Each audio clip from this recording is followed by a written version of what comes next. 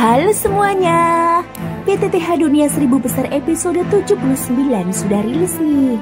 Tanpa banyak basa-basi, yuk langsung saja kita lanjutkan kisah serunya. Di episode sebelumnya, pertarungan di hutan mayat Yin memuncak ketika Yinsi hampir mencapai wujud penuh kaisar hantu kembar, meningkatkan kekuatannya setara Dodi bintang 8. Meski para ahli seperti Jiu Hunbei, Wu Jiang, Hudu, Harimau Suci dan Mu Yingying berusaha menahannya, tekanan pertarungan membuat situasi semakin genting. Kemunculan Chang Yu mengguncang keseimbangan, namun kekuatan Yinsi masih mengancam. Di saat yang sama, Xiaoyan mempersiapkan jurus pamungkas dengan memadukan seluruh kekuatan jiwa, kekuatan mental, dan 23 api surgawi menjadi serangan penentu yang dapat mengubah jalannya pertempuran.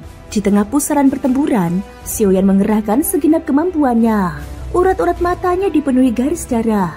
Sementara 3 kekuatan berbeda yang berada di tangannya perlahan dia tekan dan padatkan. Kekuatan jiwa dan kekuatan mental yang tak kasat mata saling bersentuhan, namun bukannya menyatu. Keduanya bertindak bak musuh bebuyutan, saling menelan dengan keganasan yang mengerikan. Xiaoyan merasakan tubuhnya mulai terkuras dengan cepat. Ke barat, dengan cara ini, doge dalam tubuhku tidak akan cukup sampai penyatuan selesai. Pada akhirnya, aku akan terkuras habis dan mati. Untuk memaksa kekuatan jiwa dan kekuatan mental masuk ke dalam teratai pemusnah, diperlukan doge dalam jumlah yang luar biasa besar. Penggabungan baru saja dimulai beberapa saat, namun hampir separuh dogenya telah terkuras. Saat ia merasa buntu, telapak tangannya tiba-tiba memancarkan cahaya. Sebuah simbol misterius berkilat sesaat dan menghilang. Simbol itu adalah simbol pemakan jiwa, senjata iblis dari alam roh yang baru saja dia peroleh. Kemunculan singkat simbol itu memancarkan kekuatan hitam yang pekat, berisi daya lahap yang mengerikan. Begitu kekuatan itu muncul, baik kekuatan jiwa maupun kekuatan mental seketika terhenti seolah terintimidasi. Melihat ini, Xiaoyan tersenyum tipis, lalu tanpa ragu mengendalikan teknik mantra api, memadatkan kekuatan jiwa dan kekuatan mental ke dalam teratai pemusnah. Ia tidak menyadari bahwa bersamaan dengan proses itu, kekuatan hitam dari simbol pemakan jiwa juga ikut masuk, membawa aura kehancuran yang amat jahat. Sementara itu, di langit, Chang Yu menatap lawannya dengan tatapan tenang. Jangan melakukan perlawanan yang sia-sia lagi. Kini kekuatanmu telah melemah. Kau dan aku berada di tingkat yang berbeda. Yinsi menatapnya dengan amarah yang meluap. Ke barat, jadi kau sengaja menunggu di sini. Dia tidak menyangka pihak Suan Santian begitu siap siaga. Melihat doge yang memancar dari tubuh Chang Yu, Yinsi tahu bahwa lawannya adalah seorang ahli di puncak Dodi bintang 7. Dan yang lebih buruk, berada dalam kondisi puncak tanpa sedikit pun kekuatan yang terpakai. Berbeda dengannya sendiri yang baru saja menembus penyatuan menjadi kaisar hantu kembar sejati. Meskipun secara tingkat ia setara dengan Dodi bintang 8, kekuatannya telah banyak terkuras oleh pertempuran sebelumnya. Kini, menghadapi Chang Yu yang berada di kondisi penuh, ia hanya mampu mengerahkan kekuatan setara Dodi bintang 6. Chang Yu memandangnya dengan penuh kebencian. Di daratan, pertempuran antara manusia dan pasukan hantu masih berkecamuk. Meski tampak unggul, pasukan hantu mulai terdesak oleh perlawanan balik Yu Huaniao dan rekan-rekannya. Seorang wanita yang memegang ular mini di telapak tangannya menjadi sosok paling menonjol. Sementara Yuru dan Mu Feng bertahan di sekitarnya, memberi perlindungan. Melihat keadaan itu, Muller berteriak marah. Benar-benar segerombolan sampah. Ia segera menoleh ke arah pasukan lebah merah di belakangnya. Kalian, cepat maju. Namun seorang pria bertubuh kekar melangkah keluar dan menatapnya dengan dingin. Kami hanya mematuhi perintah pemimpin kami. Kau hanya orang luar. Muller mendengus, mencatat penghinaan itu di dalam hati. Ia segera menyelinap pergi, tidak ingin terlibat langsung melawan para ahli manusia yang mengerikan. Chang Yu kembali menatap Yinsi. Lihatlah sendiri, tampaknya keberuntunganmu sudah habis. Di sisi lain, Xiaoyan terus memadatkan kekuatan pada bunga teratai pemusnah. Lapisan pelindung tak kasat mata mulai menyelubungi teratai itu. Tanda proses penyatuan hampir selesai. Berkat fokus Chang Yu pada Yinsi dan penyamaran Xiaoyan, tidak ada yang menyadari apa yang sedang ia lakukan. Mu Yingying yang kini telah sadar sepenuhnya, sempat merasakan getaran aneh dari tubuh Yinsi. Getaran yang terasa begitu familiar, seolah pernah ia temui. Namun, pikirannya segera teralih saat melihat Xiaoyan. Orang ini, apa yang sedang dia lakukan? Matanya membelalak ketika menyadari jumlah inti api yang mengelilingi tubuh Xiaoyan. Bagaimana mungkin dia memiliki begitu banyak inti api dan bahkan berani menggabungkannya? Sebagai pemilik kekuatan api sendiri, Mu Yingying tahu betul betapa berbahayanya tindakan itu. Bahkan dengan kekuatan puncaknya saat ini, dia tidak akan berani mencoba. Di langit, Chang Yu memperhatikan keadaan pertempuran di darat. Sudah waktunya mengakhiri semua ini. Dokinya melonjak ke puncak, melepaskan gelombang tak kasat mata yang memenuhi lapisan ketiga hutan mayat. Yinsi hanya menghela nafas. Kali ini benar-benar di luar dugaan. Baiklah, Cime, mulailah. Seketika, tubuh roh Cime menggembung, melepaskan energi hantu yang mengerikan. Hong Yi yang menyadari ancaman itu, dia berteriak, "Tidak, berhenti!" Namun sudah terlambat. Tubuh para anggota lembah merah yang ia bawa mulai menggembung sama seperti Cime. Yinsi menatap Chang Yu dengan dingin. "Chang Yu, antara aku dan Buffalo Dupa, dendam kami tidak akan pernah padam. Kali ini, nikmatilah ketakutan menjelang kematian." Begitu kata-kata itu diucapkan, kekuatan misterius meledak dari tubuhnya, membentuk pusaran darah raksasa di langit.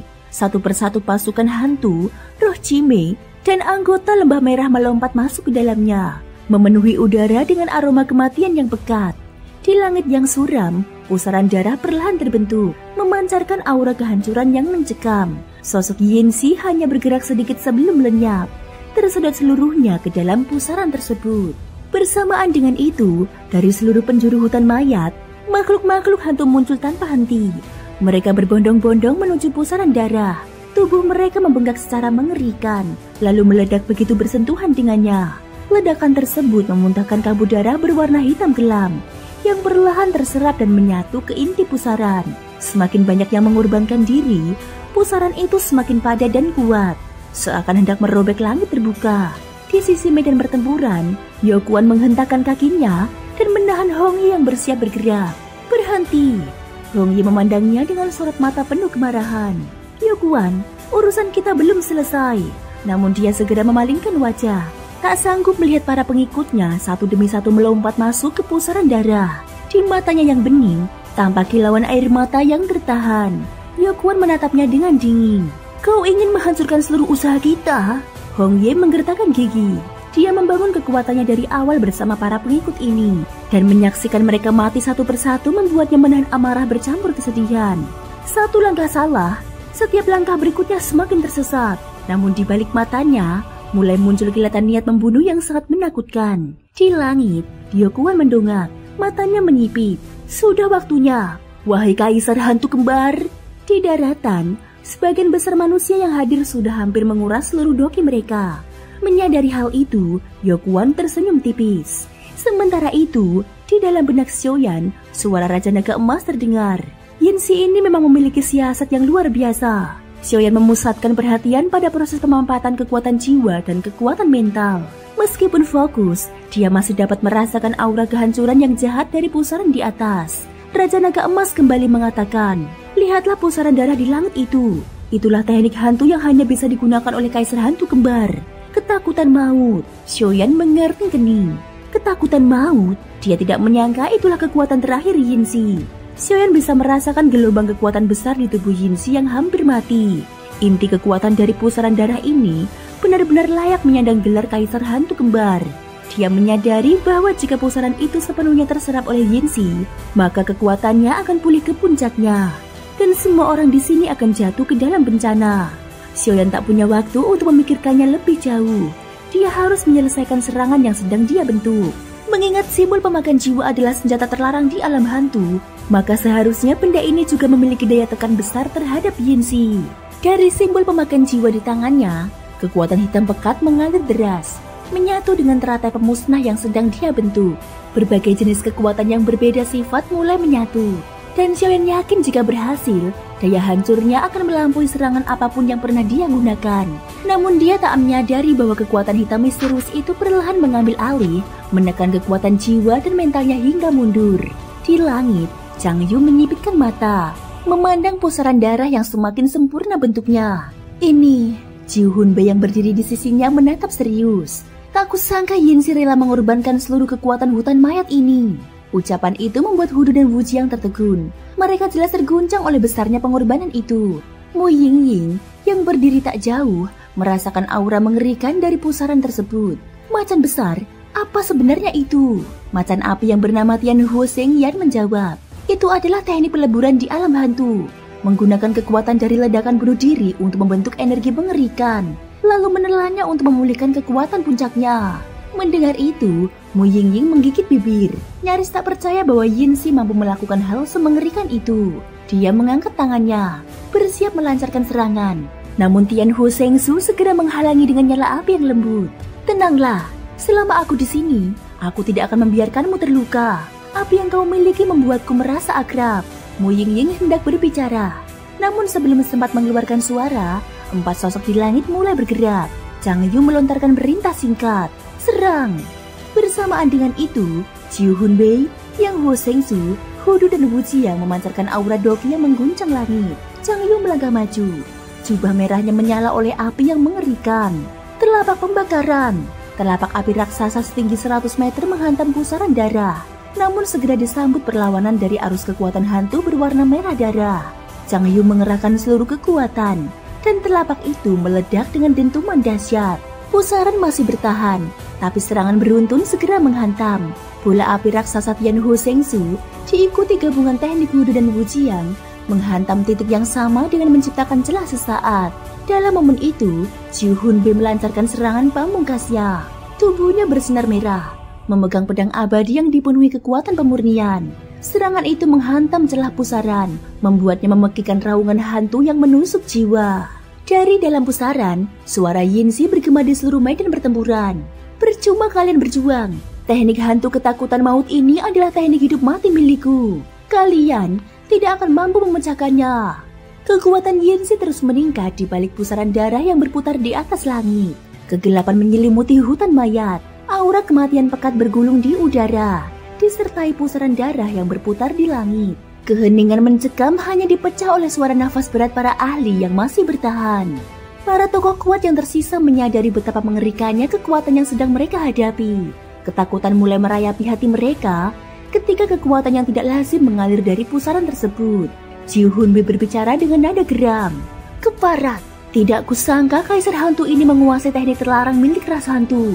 Konon, bahkan di antara 9 kaisar hantu, hanya segelintir yang mampu menguasai teknik semacam ini. Di sisi lain, Chang Yu menatap dingin ke arah pusaran darah di langit. Sepertinya kita memang telah meremehkan kekuatan kaisar hantu kembar ini. Sejak awal, Wu Jiang sudah merasa bahwa ajang perebutan poin kali ini tidak akan berjalan sederhana. Karena itu, ia mengirimkan pesan rahasia kepada Chang Yu, wakil ketua pavilion luar sekte Dupa, seorang ahli puncak Dodi bintang 7. Chang Yu datang ke hutan mayat Yin dengan menyembunyikan kehadirannya, berharap dapat memberikan serangan penentu di saat kritis. Namun, kenyataan berkata lain. Kekuatan Yinsi, salah satu dari kaisar hantu kembar, jauh melampaui perkiraan.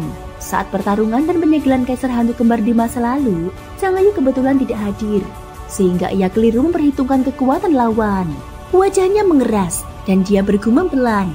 Sialan! Hudu yang berdiri di dekatnya menatap pusaran darah di langit dengan sorot muram. Apa tidak ada cara lain?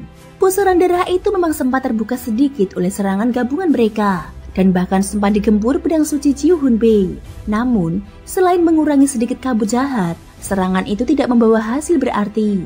Chang Yu dengan tatapan penuh penyesalan berkata perlahan, keteguhan pusaran darah ini sudah setara dengan pertahanan seorang Dodi bintang 8. Bahkan jika kita mengerahkan seluruh kekuatan, dibutuhkan sedikitnya 5 ahli Dodi bintang 7 untuk membukanya bersama-sama. Faktanya, yang ada di sini hanyalah Chang Yu, Jiu Hunbei, serta Xiao Yu yang sudah kehilangan kemampuan tempurnya. Ditambah Tian Huo Seng Su dan Hudu yang merupakan Dodi bintang 5, serta Wu Jiang di tingkat bintang 6. Kekuatan mereka jelas tidak cukup untuk menembus pusaran tersebut. Dengan suara tegas, Chang Yu memutuskan langkah berikutnya. Tidak ada pilihan selain mundur. Jika Yinsi memulihkan kekuatannya, kita akan berada dalam bahaya besar. Dia lalu memberi perintah kepada 2 rekannya, Wu Jiang, Hudu. Di arah itu, beberapa anggota tim kita telah ditangkap oleh para penghuni dunia hantu ini. Segera bebaskan mereka. Keduanya mengangguk, lalu melesat mengikuti arah yang ditunjukkan. Dengan kepergian mereka, aura doki milik Jia Hunbei dan Chang Yu mulai mereda. Keputusan untuk menghentikan perlawanan sudah diambil. Chang Yu hanya bisa menghela nafas panjang. Tidak ada cara lain, kita hanya bisa mundur lebih dulu. matanya memancarkan ketidakpercayaan, sadar bahwa ini adalah kelalaiannya. Chiu Hun Bei mencoba menenangkan dengan suara berat. Tidak sepenuhnya salahmu. Bahkan ia yang telah menyaksikan banyak hal selama ribuan tahun, tidak pernah menyangka bahwa Yinsi mampu menguasai teknik seteror ini. Kemudian dia menoleh kepada Tian Hua Zhengsu dan berbicara dengan nada serius. Kali ini, kau sudah berbuat cukup baik. Setelah keluar nanti, kau akan bebas. Tian Hua Zhengsu membungkuk hormat. Terima kasih senior. Sebagai binatang ajaib, dia tidak pernah berniat terjebak di hutan mayat Yin. Sementara itu, Mo Yingying tidak mempedulikan pembicaraan mereka.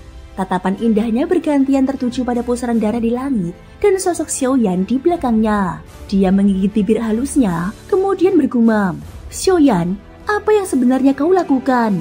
Dia sama sekali tidak mengerti bagaimana seorang pemuda dengan kekuatan Dodi bintang 4 awal berani menghadapi Yinsi yang setara dengan Dodi bintang 8. Pusaran darah di langit semakin membesar, menyerap lebih banyak jiwa-jiwa hantu.